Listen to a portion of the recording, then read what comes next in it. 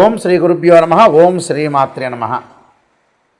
November 10వ తారీఖు నుండి 23వ తారీఖు రాత్రి 8:06 వరకు కూడా బుధగ్రహము వృశ్చిక రాశిలో వక్రస్థితిలో ఉంటాడు. ఈ వక్రస్థితిలో ఉన్న బుధగ్రహం వల్ల ద్వాదశ రాశుల వాళ్ళకి కొంతమందికి సుఫలితాలు, కొంతమందికి మిశ్రమైన ఫలితాలు, కొంతమందికి అశుభ ఫలితాలు జరిగే అవకాశం అనేది ఖచ్చితంగా ఉంటుంది. సాధారణంగా ఇవన్నీ కూడా గోచారీత్యా చెప్పబడే ఫలితాలు, జన్మ జాతకాన్ని అనగా బర్త్ చార్ట్ని అనుసరించే ఫలితాలు అనేవి కావు. వాళ్ళ రాశి దగ్గర నుంచి ఎవరైతే రాశి ఫలితాలు చూస్తుంటారో వాళ్ళ రాశి దగ్గర నుంచి ద్వితీయ, చతుర్థ, షష్టమ లాభస్థానంలో బుధుడు ఉంటే సుఫలితాన్ని ఇస్తాడు. అంటే వాళ్ళ రాశి దగ్గర నుంచి మనం చూడాలి గోచారీత్యా. 2వ స్థానము, 4వ స్థానము, 6వ స్థానం, 11వ స్థానంలో బుధుడు ఉంటే మనకు మంచి సుఫలితాలు ఇచ్చే అవకాశం అనేది ఖచ్చితంగా ఉంటుంది. ప్రధానంగా ఇది సౌమ్యగ్రహం అంటారు.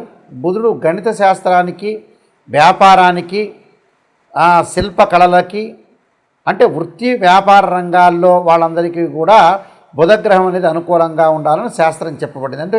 ఎందుకంటే బుధుడు యొక్క మనం కారకత్వాలను కూడా మనం పరిశీలన చేస్తే వ్యాపారం ఒకటి, అలానే గ్రంథ రచనలు, బిజినెస్ పరంగా ఎలా డెవలప్మెంట్ చెందాలి.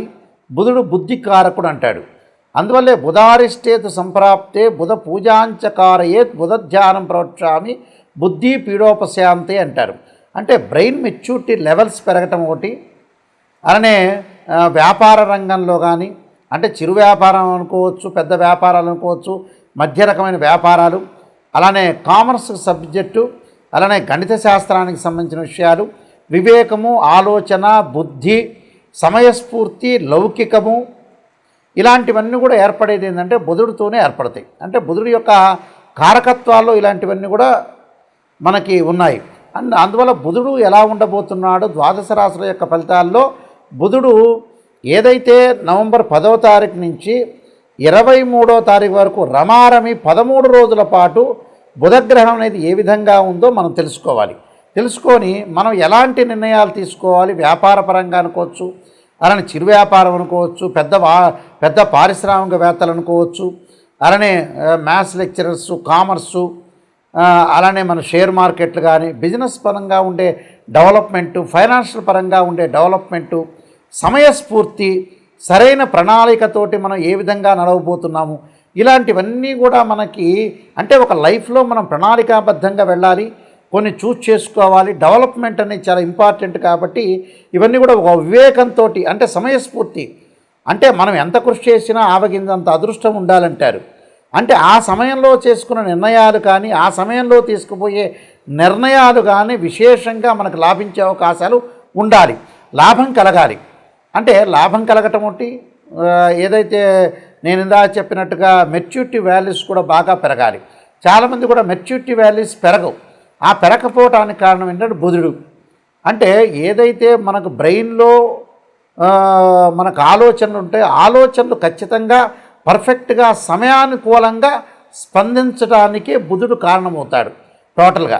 అందువల్ల బుధుడు ఏదైతే వ్యాపారంగా కానీ, డబ్బులు కానీ, ఫైనాన్షియల్ పరంగా కానీ, ఇలాంటి వాటిల్లో అన్నింటిలో కూడా బుధుడు కారణభూతుడు అవుతాడు. కాబట్టి బుధగ్రహం అనేది ద్వాదశ రాశుల వాళ్ళందరికీ కూడా ఏ విధంగా ఉందో మనం ఒక్కసారి తెలుసుకుందాం. కన్యారాశి వాళ్ళకి బుధుడి యొక్క ఫలితాన్ని మనం చూసుకునేటట్టయితే ప్రధానంగా ఏం జరగబోతుంది అనంటే మణి మూలార్థ లాభంచ సదా సౌఖ్యం సరస్యచ అన్నారు.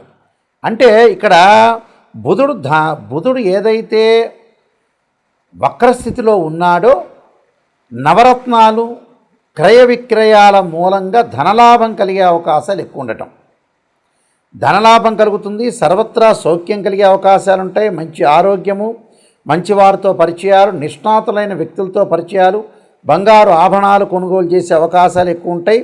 అంటే నిత్య ఆరోగ్యం అన్నారు. నిత్య ఆరోగ్యంచ సద్గోష్ఠి, అంటే సద్గోష్ఠి అంటే మంచి జనులతోటి మన ఇష్టంగా మాట్లాడటం, అంటే మంచి విషయాలు, పిచ్చి పిచ్చి విషయాలు కాకుండా నిష్ణాతులైన వ్యక్తులతోటి మన ఆలోచన సరళి బాగా పెరగటం ఒకటి, ఆనందంగా ఉండే అవకాశాలు ఖచ్చితంగా ఉంటాయి.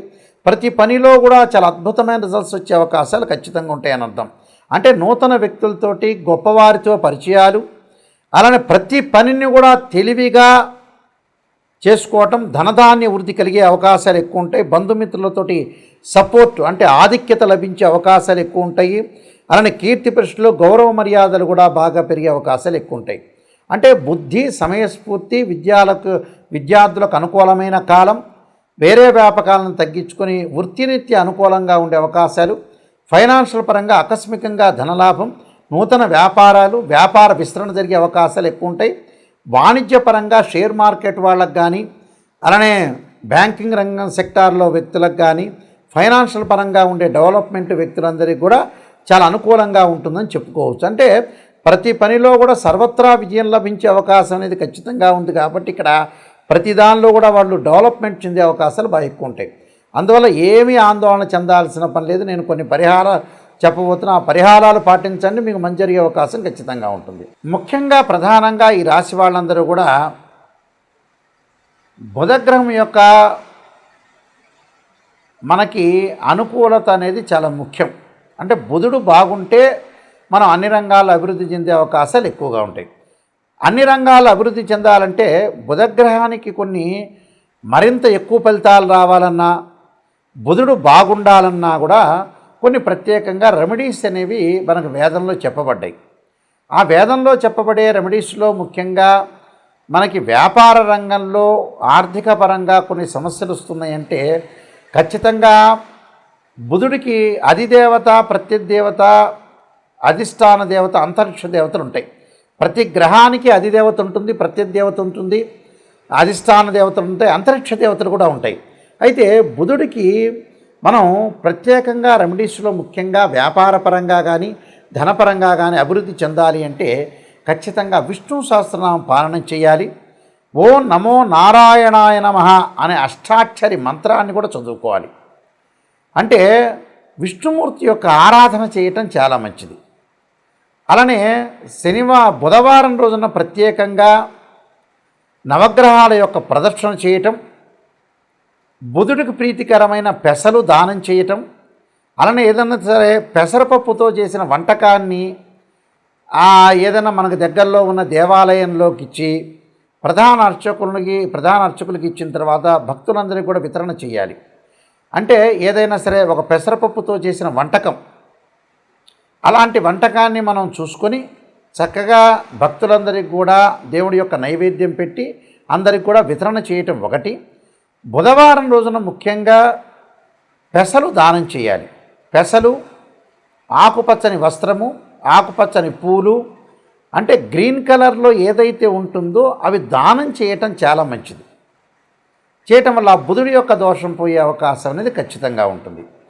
అలానే మనకి బుధుడికి సంబంధించిన కొన్ని నక్షత్రాలు ఉంటాయి.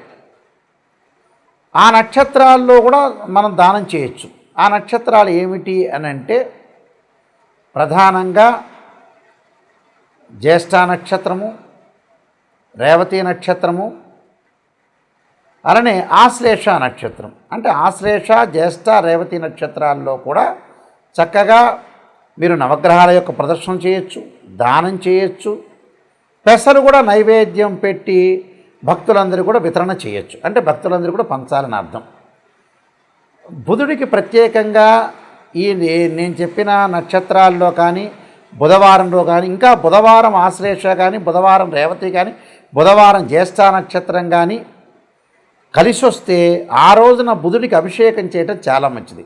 ఎలా చేయాలి బుధుడి కంటే బుధుడి యొక్క మూలమంత్రాలు ఉంటాయి. ఆ మూలమంత్రాలు అధిదేవత, ప్రత్యదేవత, బుధుడి యొక్క గాయత్రి మంత్రాలతో అభిషేకమే కాకుండా బుధుడికి పురుషోక్తంతో కూడా అభిషేకం చేయొచ్చు. అంటే పాలు, పెరుగు, తేనె, నెయ్యి, చక్కెర అంటే పంచదార, పండ్ల రసం, చెరుకు రసంతో చేస్తే అభిషేకం చేస్తే బుధుడి వల్ల మనకి మంచి మేలు జరిగే అవకాశం ఉంటుంది. వ్యాపార అభివృద్ధి కలిగే అవకాశాలు ఎక్కువ ఉంటుంది. ధనం కలిసి వచ్చే అవకాశం కూడా ఖచ్చితంగా ఉంటుంది. అదే రోజున బుధవారం ఆశ్లేష, జ్యేష్ఠ, రేవతి నక్షత్రం రోజున మీరు ఇంటి దగ్గర ఒక మంత్రాన్ని చదువుకోవటం చాలా మంచిది. ఆ మంత్రం ఏమిటి అని అంటే ఓం నమో నారాయణాయ నమః అనే మంత్రంతో పాటు ఓం యక్షాయ కుబేరాయ వైశ్రవణాయ ధనధాన్యాధిపతే ధనం ధాన్యం సమృద్ధిమే దేహిమే దాపై స్వాహ అనే మంత్రాన్ని కూడా కుబేర మంత్రాన్ని చదవటం వల్ల కూడా మీకు మంచి జరిగే అవకాశం అనేది ఖచ్చితంగా ఉంటుంది.